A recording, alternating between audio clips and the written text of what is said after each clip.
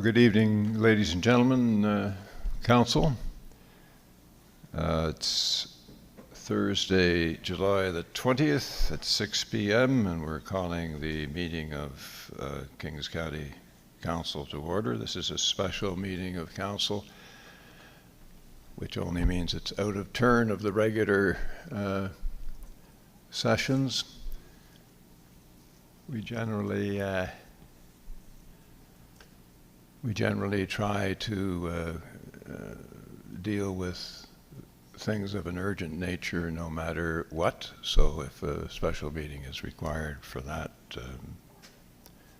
then we have one, which brings to mind the fact that there will be an addition to the agenda this afternoon, this evening rather. We'll talk about it under 4A, and that is the necessity of an August meeting.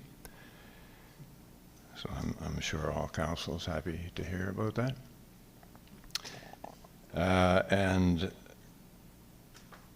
you already have, as an item 6, a motion to adjourn, but we're going to insert something into that motion that will take us to an in-camera session to talk about matters of privacy issues associated with the municipality under Section 22 of the Municipal Government Act. So I call the meeting to order, and as is customary, I'll ask for roll call, please.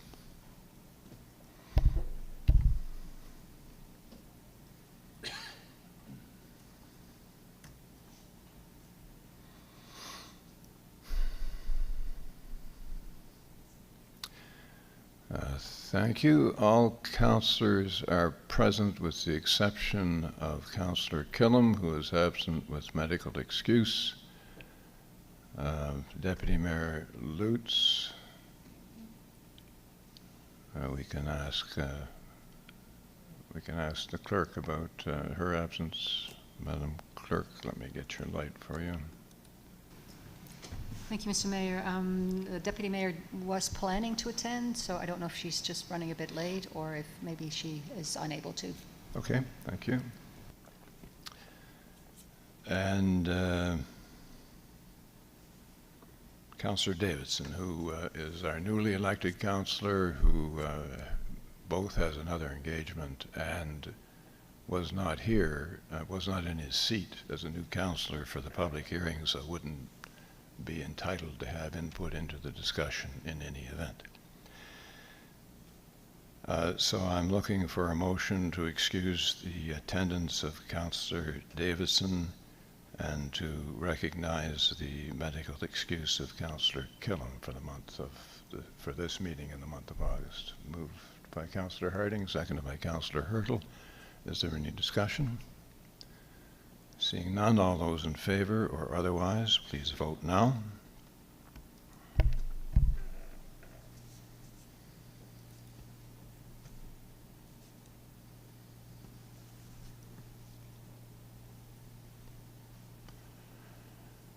That's unanimous. Thank you. Moving on to item 2, the approval of the agenda. The agenda has been circulated, not in its customary form because we had to generate it in another way, but it's all there, and I'd ask you to consider the item 4A regarding the August meeting, upon which the clerk will report, and the inclusion of an in-camera immediately following this meeting. Do I have a motion to approve the agenda? Moved by Councillor Granger, seconded by Councillor Meisner. Any discussion on the motion?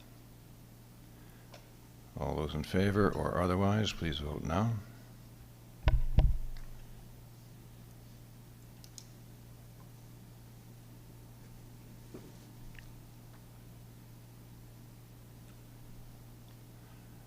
That's unanimous. Thank you.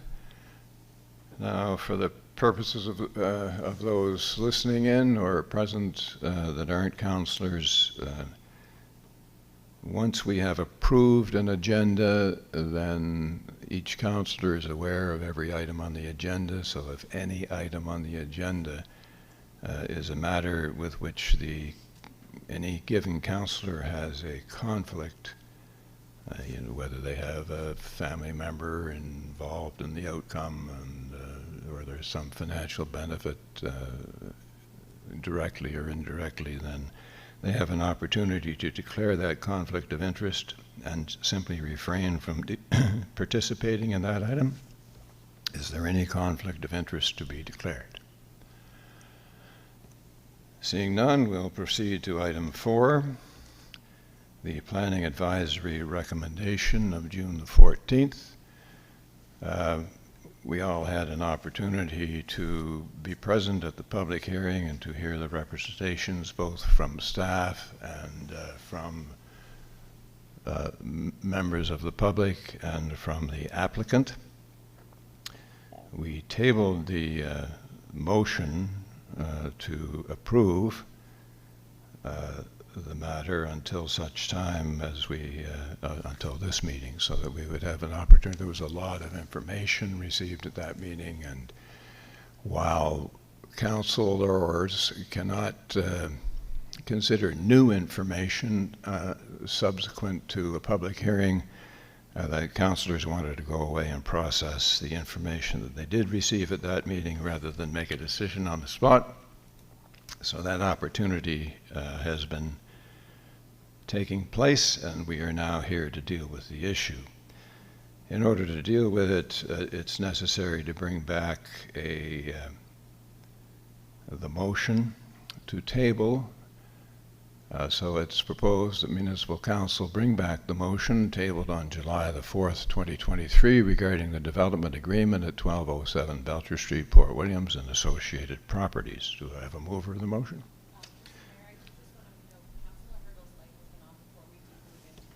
Oh, I'm sorry. Thank you, Councillor. Councillor Hurdle, I missed your light. I apologize. Not a worry. Thank you. Just a note, because I was absent for the public hearing with regards to the upcoming item, I'm unable to vote or discuss this item, although I was available to listen to all the discussions. Because I was physically not present here, I cannot vote. So I'll sit back on the vote and listen in. Thank you. So for those in the room, when you see Councillor Hurdle not participating in the discussion, the reason is that in order to participate, in order to qualify to participate in the discussion, a councillor must have been here, present, at the time that the public hearing took place.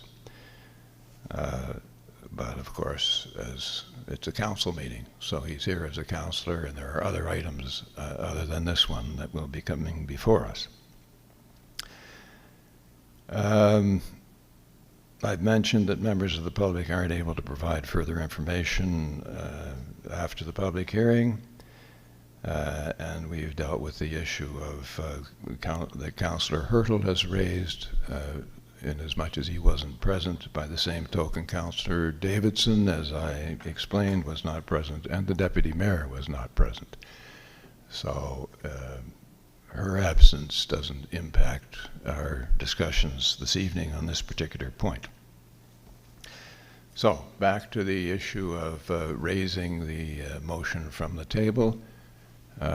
Councillor Meisner, seconded by Councillor Armstrong. Any discussion on the motion? Seeing none, all those in favor or otherwise, please vote now.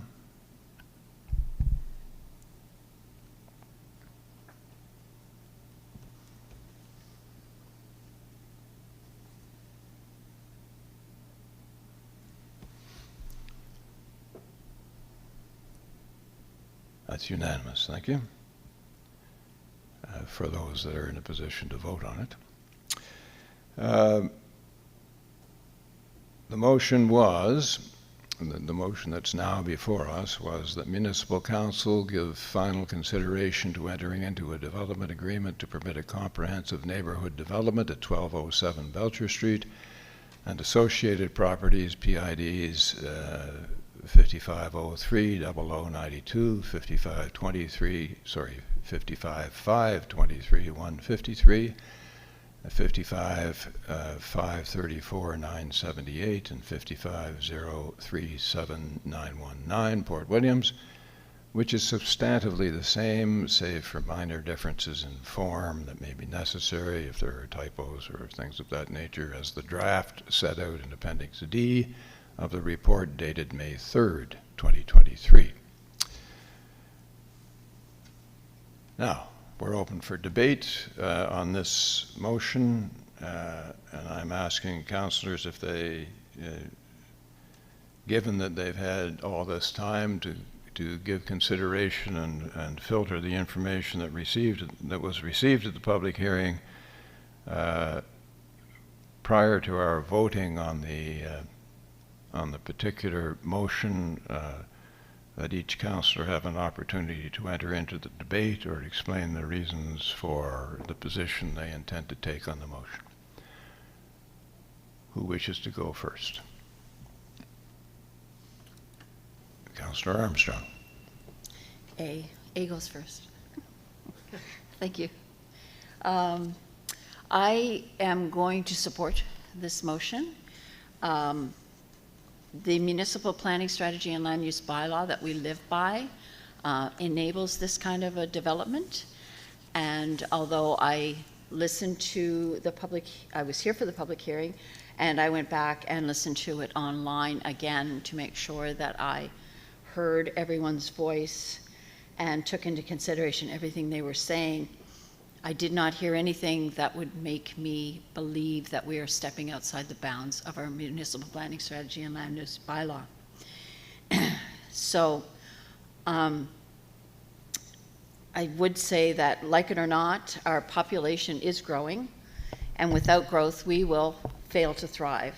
Without accommodation for growth, we will fail to thrive. By becoming a destination that refuses to accept, to diversify, to be inclusive and welcoming, we fail to thrive. The only other thing that I would say is that the people that this particular development may in fact help the people that spoke to us during the public hearing. As this part of Port Williams sits right now, the Provincial Department of Public Works, the Nova Scotia Centre for Education, and the Village have seen no need to address the roads, parking, sidewalks, and speeds.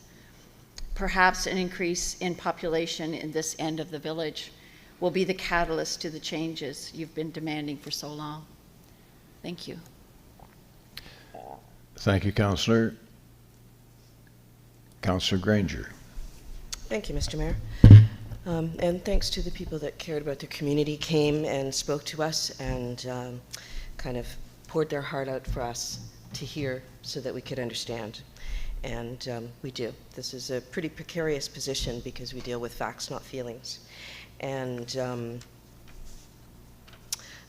Port Williams has been a growth center for quite a long time. It just hasn't grown as much or as quickly as it is right now. So I took a lot of notes during the hearing, and I'd like to kind of just touch on a couple of them. With some of the traffic concerns, not everyone has a car. Not all people drive to work. Some people work from home. Not all people leave at the same time, depending on their job. So the influx of people may prompt great things like extended public transit, sidewalks, crosswalks, new speed limits. All of that gets triggered by something that is when a development comes to the table.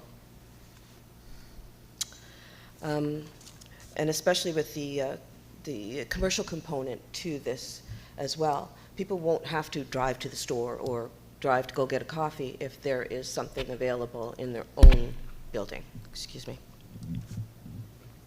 The traffic studies are not speculation, they are studies. I depend on the professionals, and I think we all do, to give us pertinent and accurate information, and I trust that they do. Our strategic plan was brought about to help guide us with our decisions. We have a strategic plan that runs from the 2021 to 2024. And it not only helps us guide through our strategic priorities, but it supports us as well. The suggestion, of course, to me that apartments add crime to an area is alarming and very disheartening. The vision that we have in our strategic plan is to be a community of communities where all people belong. So bringing new people to an area adds energy, experience, expertise. We would be attracting all different kinds of people, even new immigrants to the country where we get to welcome them. So in the end, there is still a housing crisis going on, and it's not going to go away. We have a lot of great interest in our area, a lot of awe in our area, in Kings County wide, and that is attracting a huge spectrum of demographic. So in the end, I will be supporting this development. I also invite people, if they have further thoughts and things like that, the Port Williams Village Commission has been having meetings every month for years. I don't see a lot of people there. So that could be a way to kind of get into your area and be a little bit more part of it, if you will. Also, there is an area advisory committee that meets Port Williams before it comes to the PAC and before it comes to council. So there's another place for you to volunteer or have a say or go to the meetings, at least. That's all I have to say. Thank you. Thank you, Councillor. Councillor Meisner. Thank you. I grew up in a farm family in West Hants.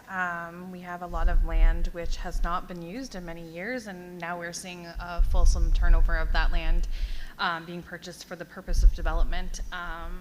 And I see both sides of the issue here. It's difficult to see a farm go from what it's designed to be, or land as it is designed, and be changed into something that may not fit with what our vision or what has necessarily been there in the past. But with that being said, my father and I have often discussed about what's the importance of preserving land if there's nobody there to farm the land. So I kind of look at it as another flip side of the coin that if we are not supporting our farming community and the people who are doing the work for us, what's the importance of protecting the land that they sow if they're going to decide, you know what, I don't want to do this anymore. I listened to the studies and all of the things that happened that people said, and as a person who does transport children back and forth to Port Williams Elementary on a regular basis, I do worry about the part of our MPS that says, you know, there is no traffic hazard or congestion that will be as a result of the development. In that area of the community, there is quite a substantial congestion and there are quite a bit of traffic hazards. I know looking down the road, we have the possibility of many new and wonderful things happening within the village, as my councillors have suggested. I just question, you know, as a community of communities where all people belong, are we possibly making it so that more people feel isolated and not necessarily connected to their community, because right now there are not sidewalks and it is not safe to travel in terms of active transportation in the area. So this has been a really difficult one for me because I see both sides of the coin. I have been up to my eyeballs in how difficult it is to find housing, but I won't be voting in favor of this because I think that there's still a lot of ends that haven't been tied up and a lot of necessary legwork that needs to be done before a development of this size happens within that area. So I won't be voting in favor of this evening. Thank you. Thank you, Councillor. Councillor Allen. Thank you, Mayor. After reading the land use bylaw number 105 5.3.7C, Roman numeral 11, negative impacts on neighboring farm operations, I will be voting against this development agreement that would allow large residential buildings near farms, and I'll give 4 reasons for my decision. There are certain unpleasant odors associated with certain types of farms. Also, oftentimes there are loud noises from tractors and machinery during planting and harvesting seasons. And 3, if there are homes that are nearby, residents' sleep may be interrupted by noise coming from farm work late at night. And the 4th one and last, some farms use chemical sprays on crops. Nearby residents may worry about their health issues associated with the use of these sprays. I suggest that these issues I mentioned above could absolutely cause negative impacts on neighboring farms, so I'll be not supporting this motion. Thank you. Thank you, Councillor. Councillor Harding, just having a little trouble getting to your light there, Councillor. Okay, sir, when you're ready. Through you, Mr. Mayor. I have heard both sides. Farming's close to my heart, but growth is needed, and this being a growth area, and the housing and the people that's living on the streets in different places in our country. I witnessed it firsthand this last week. So it's been a hard decision, but I know that as we build our communities, that we will supply sewer and sidewalk, update the roads to go along with these growth areas. So I'm going to be supporting this. Thank you. Thank you, Councillor. Does any other councillor wish to speak? No, well, the mayor is required to vote as well on all motions. So I'd like as well, having examined all the materials and heard the public during the public hearing, as well as the applicant and staff who presented the proposal, I have examined the technical aspects, and I'm going to be a bit long in my reasoning, because I want people to be assured that I have looked at all of the different facets, and many have already been mentioned, but it's necessary, I think, that each of us explain our positions. I'm satisfied that the development is enabled by our municipal planning strategy and permitted by our land use bylaw. The concerns that I heard, and we all heard, several concerns from citizens of the community at the public hearing. They included that traffic on Belcher Street in the area where the entrance to and exit from the site is to be developed is heavy and slow, particularly at the beginning and end of the elementary school day. And it's exacerbated by the fact that the school functions that are held on several occasions throughout the year that attract parents and other family members to attend result in on-street parking on both sides of the road, forcing one-lane passage of vehicles, and obviously that increases the potential for accidents. That shouldn't be happening. I know it has been happening. I travel the road a lot myself. That's the result of the lack of parking for school functions that should have been addressed years ago. It's been highlighted by this application coming before us, and this is an opportunity to address it. From that point of view, I might digress and say that the tennis courts are there while needed and should remain available to the public, are perhaps not in the right spot. they should be moved, that those who are parking on the road should absolutely be forbidden to park on the road, and directed to go on the school grounds to park. And if there's not sufficient land there to do that, that the municipality owns the adjoining land, and I'm sure that we would cooperate in ensuring that additional parking was made available to get that hazardous situation off the main highway.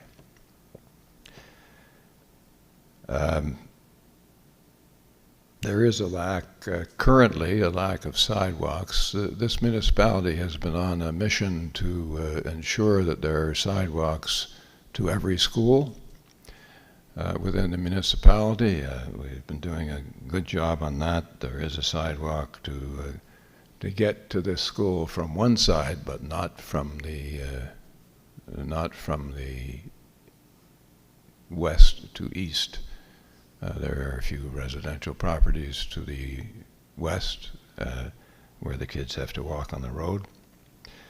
And those that come down Sutton Road obviously are in the same situation. So the lack of sidewalks make a hazardous condition for pedestrians, and the increased vehicular activity generated at the entrance and exit to the development is going to add to those concerns, depending on the time of day. The concern has been expressed as well regarding the perceived intolerance, lack of understanding or respect anticipated from potential occupants of a new development.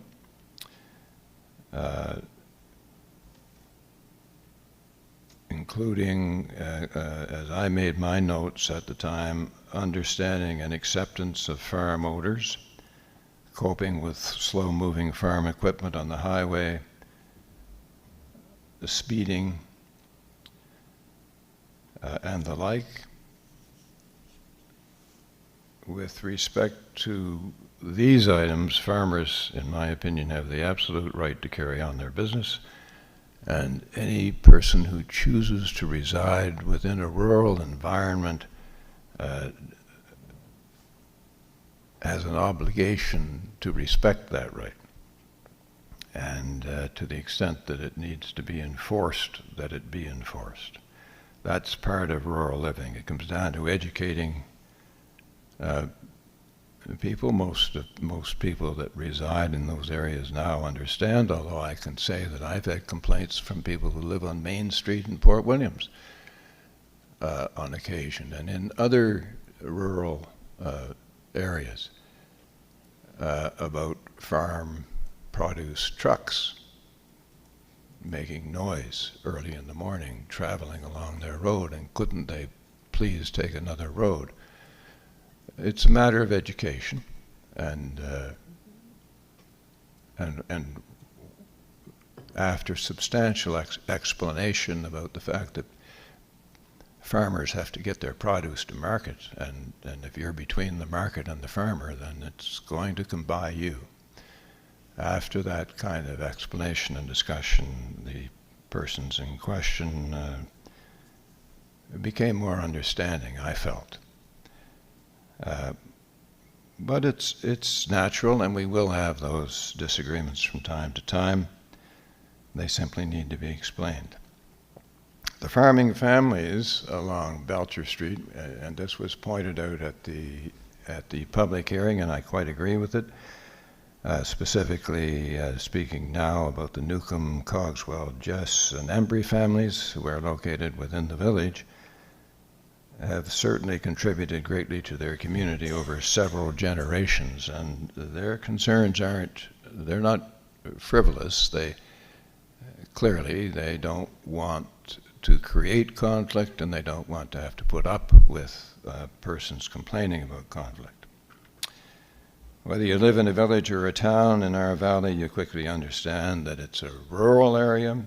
If one chooses to live here, one accepts that fact and everything that it entails.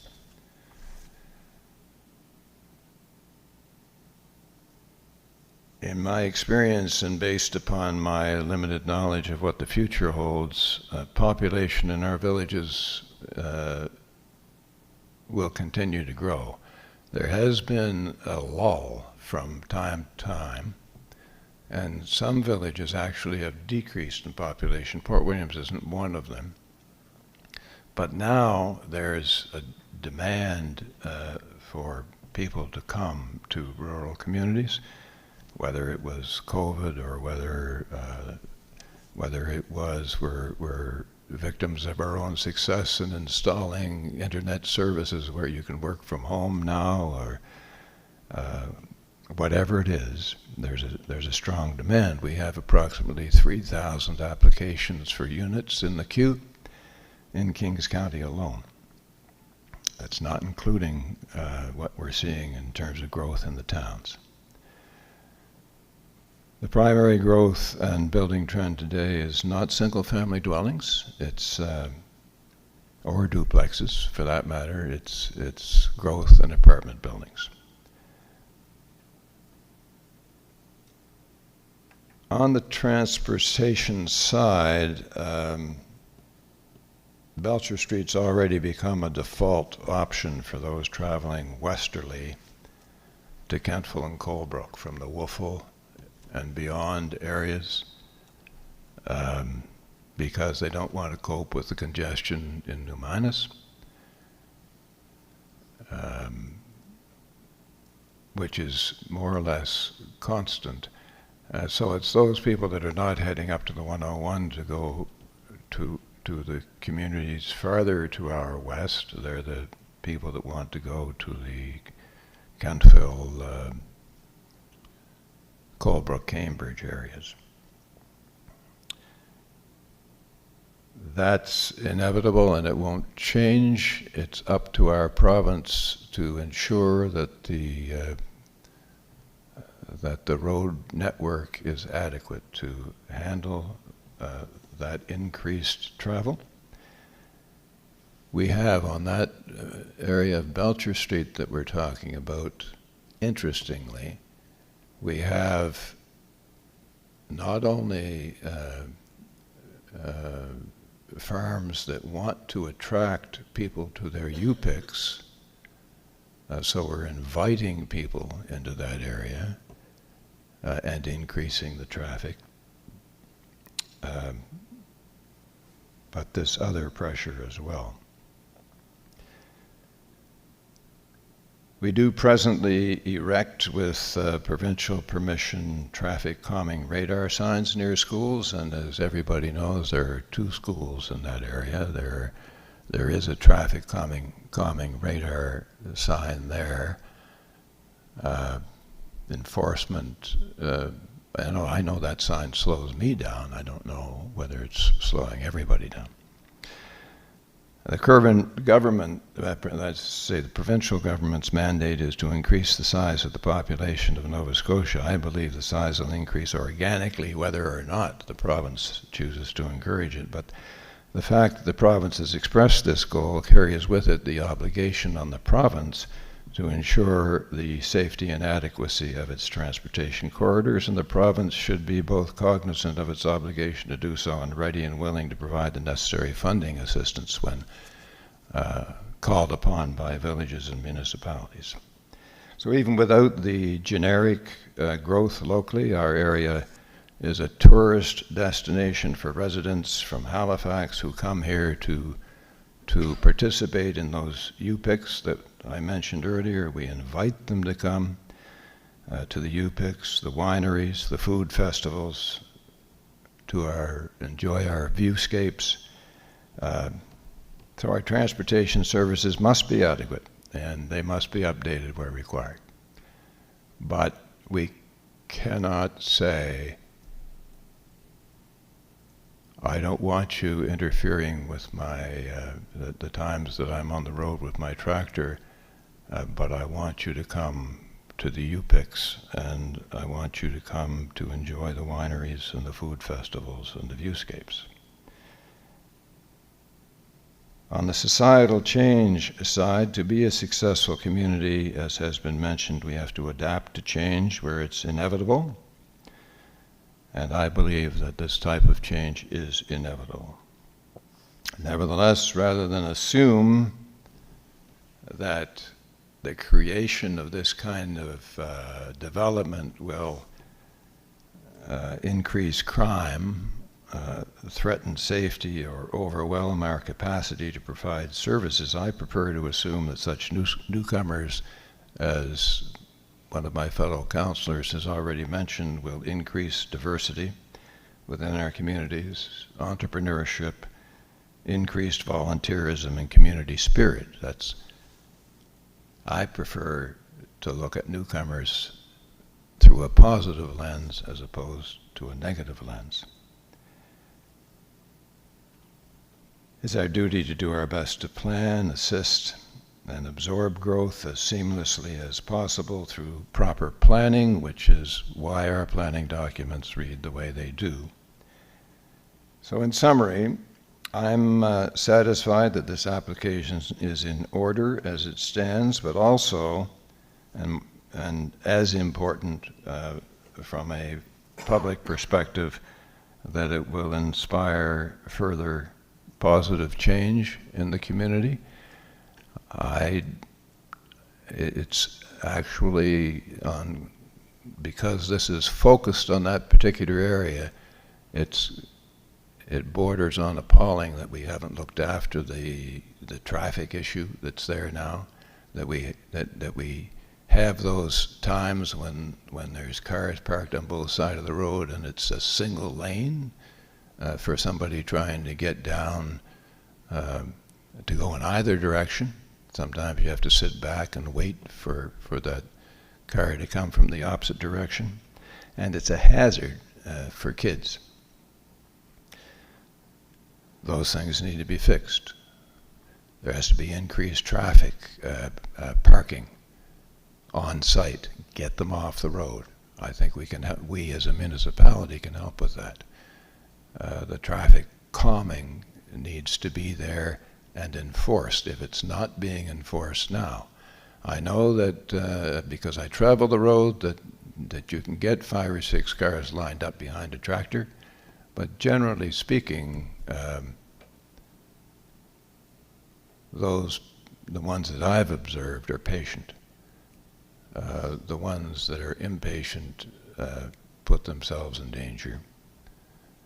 I certainly hope they're not going to put other people in danger, but when someone comes to this kind of a development, they have to be educated and as to what they're coming to and what the rules are and how they must interact with a rural community. I think they're, generally speaking, people are sensible enough that they are accepting of those explanations. And if I had my way, I'd have the real estate agents hand out a flyer to everyone that came to these developments saying, here's the situation.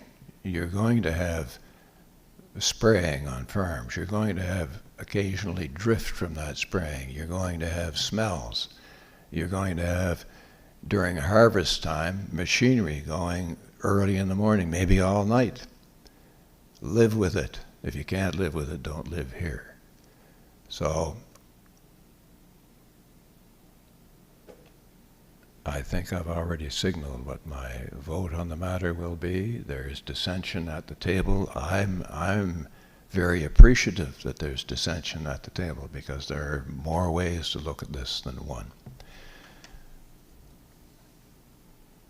Councillor Granger. Thank you, Mr. Mayor. I don't know if I get a second kick at the can. You absolutely do. Awesome. 4 I'd or love 5, to if appeal you like. to Councillors Allen and Meisner and remind them that from June to September, there's no kids. They're gone for the summer, and that's primarily farming time for a lot of people. So that will help, lessen the impact as well.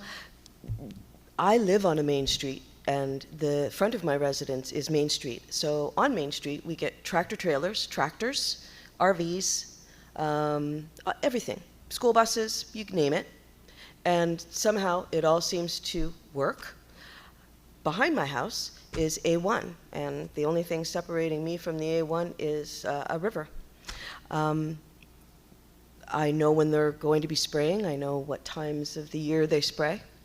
But I took that upon myself to learn. So as the mayor was pointing out, education is really a two-way street. If you're going to live somewhere, of course you want to research it before you move there. As much as you research the house, research the area. But living in an A1 area, yes, you get smells, they're temporary. Yes, you get noise, it's temporary.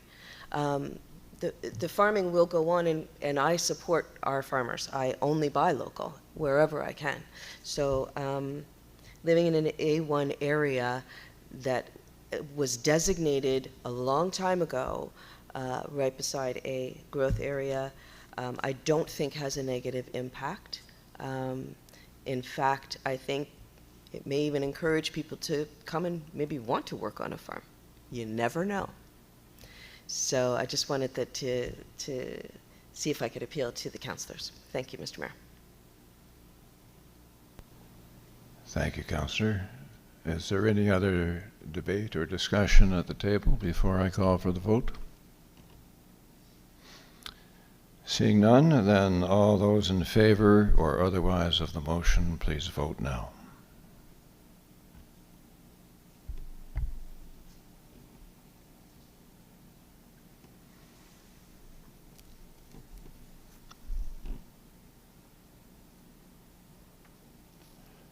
There are 4 votes in favor and 2 votes against. The motion is passed. Thank you, Councillor. Councillors, those who don't want to sit through the next hour or 3 are welcome to get up and leave.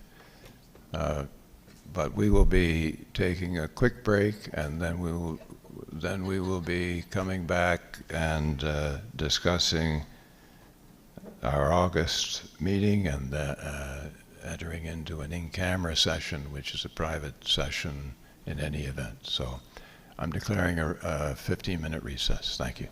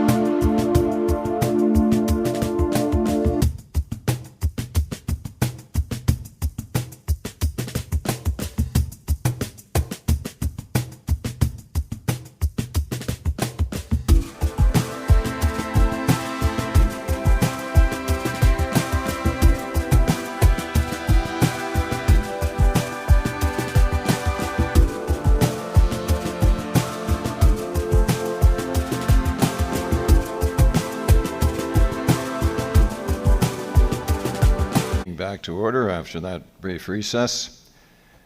If you refer to your agenda,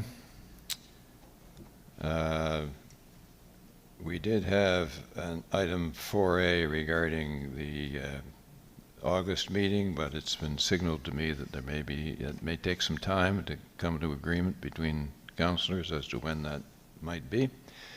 So we'll deal with item 5 first, comments from the public. If anyone wishes to make a comment, would you come to the mic and just identify yourself for the purposes of the record, please? Genevieve Newcomb, 1256 Belcher Street, Cornwallis Farms. First, I'd like to thank the council for taking time to take your 2 weeks and consider it. I understand it wasn't an easy choice for you. We do appreciate those that listened and saw our side. And I guess I could say we are disappointed with how the vote went, but we can deal with that later. But I thought maybe I'd just take a moment and begin my education of agriculture here. There's a few comments that were made this evening. I think that deal more with agricultural land than an intensive livestock operation. We do have both. It's the livestock operation that's directly across the road from this proposed development. Animals are there 365 days a year. We work 365 days a year. Those animals produce manure and smell during that time. There's noise various times of year, whether it's just from the equipment or these hot days, fans running to keep those barns cool. When we're drying crops in the fall with grain dryers running, I'm not sure. We work pretty hard and pretty long days, and how we're going to have the time to educate the 210 units, I'm not sure how we're going to fill that out. It would be better maybe if they signed a contract. We pride ourselves that we do a good job on farming. We follow good management practices. We've been farming the same land since 1761, so we're, I think, pretty good stewards of the land. But we still get complaints occasionally. We've made good relations with our neighbors. We don't get a lot, but we still have that concern, and education's going to be it's a big job, and I'm not sure who's supposed to take that on. So I just wanted to express some of those concerns. And when you talk about the school zone and the farms are busy in the summer, our planting is done April and May. Our first crop is taken off in June. July is actually one of our slowest months on the farm, and things gear up towards the end of August. And harvest runs from September till, we like to finish by the 1st of December, but that doesn't always happen. So our equipment is operating when the school zone is in. And I know traffic's a small part of it.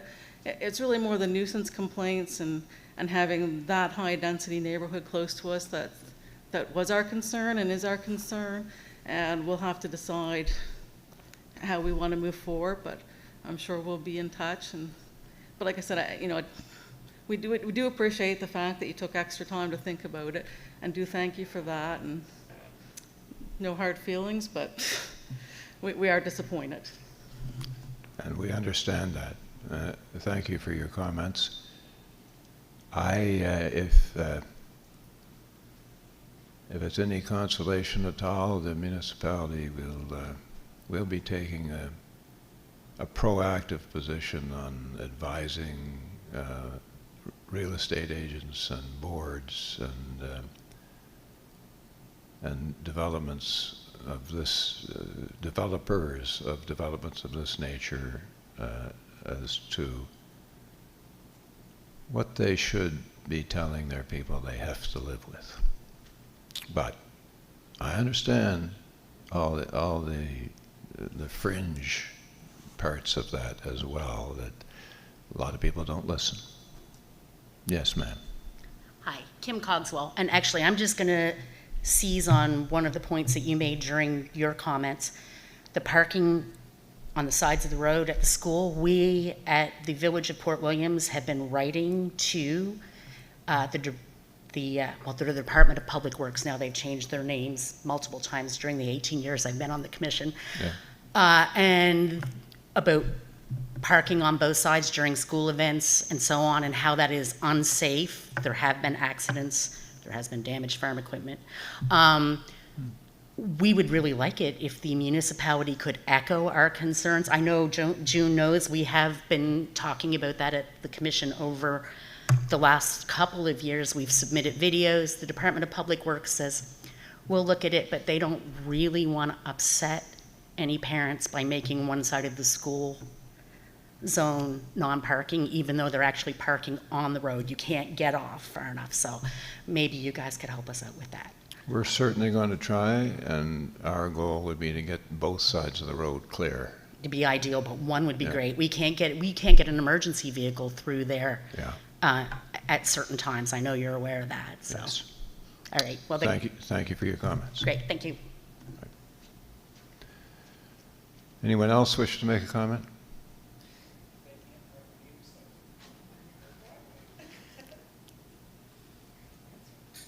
You're not going to send him up to make a comment? No? Okay.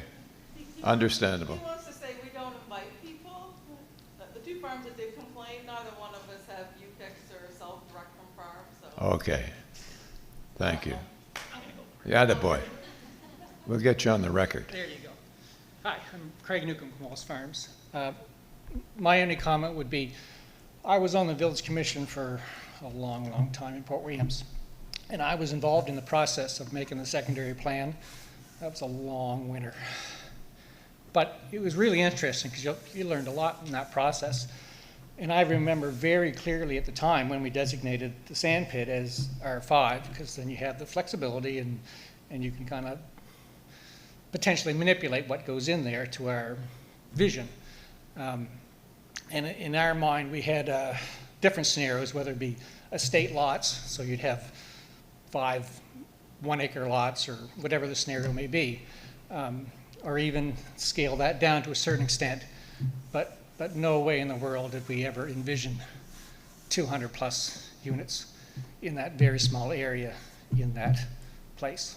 So the secondary plan is a wonderful document and we worked hard on it, but just because it's in black and white doesn't mean the intent is interpreted the way we had envisioned it at the time. Yeah. Okay, thank you for that.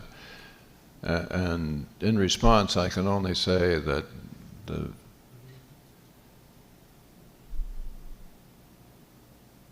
trying to think of the name of the sub-organization, help me out here. They have their own advisory committee, planning advisory committee, area advisory committee. The village does. I'm the vice chair. You're the vice chair. So this would have gone past, this proposal would have gone past that advisory committee. Then it would have gone past the village commission. And then it would have come to our planning advisory committee. And then it came to our council. So everybody had an opportunity for input here. Had we received negative comments, it might have changed the water on the beans, but that's not the way it's turned out. So I'm really, really hopeful, and this council is really, really hopeful that this is not going to create problems, and it's going to fix some pre-existing problems. But I guess the proof will be in the pudding, will it not? Thank you for not raking us over the coals any more than you did. Thanks very much. So now, if you don't mind, we'll go to the August meeting discussion. Madam Clerk. Thank you, Mr. Mayor, and good evening, Council. So, as you know, we had a Committee of the Whole meeting and a Special Council meeting scheduled for July 18th. Those had to be cancelled because of the cybersecurity incident. We did have a number of time-sensitive items on the agenda. That's why we had planned a Special Council to follow Committee of the Whole. So unfortunately, it's not possible to wait till September to deal with those matters. In the meantime, one or two other time-sensitive matters have come up as well that need to be dealt with within the next few weeks. So what we would like to propose is an August 15 special council meeting. That would have been the date for the regular Committee of the Whole meeting. Now, of course, Council did decide to take a break in August, so it could be that plans have been made to be away, but we thought we would take this opportunity with a number of, well, more than half of Council present to see if we can decide on a date. So August the 15th would be the proposed date, and I would suggest a 9 a.m. start, which would have been the time Committee of the Whole would have started. Okay, thank you. Councillor input. Is there anyone who's not able to attend a meeting on August the 15th at 9 o'clock in the morning? One? Anybody else? So that's work related? You wouldn't be able to attend electronically? You're away, okay. Councillor Hurdle? I should be able to attend for most of the meeting, although there is something previously scheduled that may take me away right around noontime, but otherwise I should be available. Okay, thank you. So are you satisfied with that, Madam Clerk, that you can proceed? I should be able to proceed based on that. I can reach out to the councillors who were not able to attend tonight to check their availability, and then I will reach out by email. Okay, thank you. All right, that takes us to item 6. I'm looking for a motion to adjourn into an in-camera, but I had asked the question first. Will it be necessary to come out for a resolution? No. So we will be absolutely adjourning council, not to return, but we will be going into an in-camera for this particular discussion, and then adjourning the in-camera and leaving from there. So the motion to adjourn and go into in-camera is made by Councillor Granger. Do I have a seconder? Councillor Allen, any discussion on the motion? Oh, no discussion on the motion. All those in favor or otherwise, please vote now.